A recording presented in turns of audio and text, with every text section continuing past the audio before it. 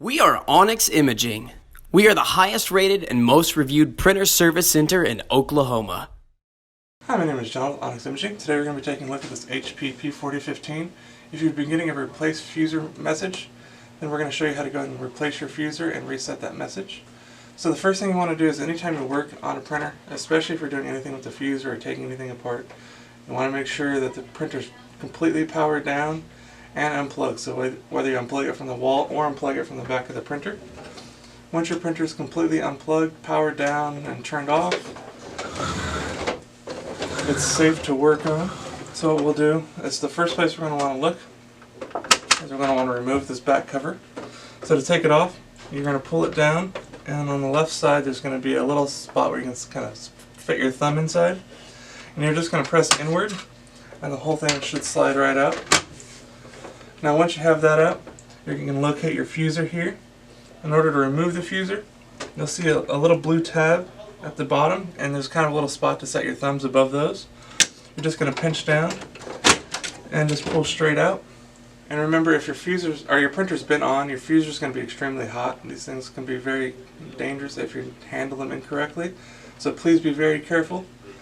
Once you have your new fuser unpacked and ready to go, you're going to slide the fuser in, and making sure that it clicks on both sides as you slide it back into the machine. Once it's firmly set in there, you can kind of check and make sure that it's all seated in there correctly.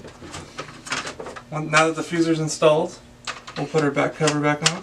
You slide one side in, and you feel it kind of click into place and close back up.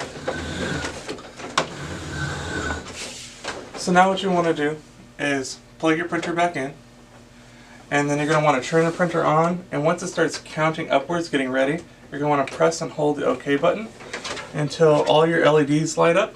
So all three LEDs should light up, and once they all light up and stay solid, you're going to let go. It usually takes about 10 seconds or so.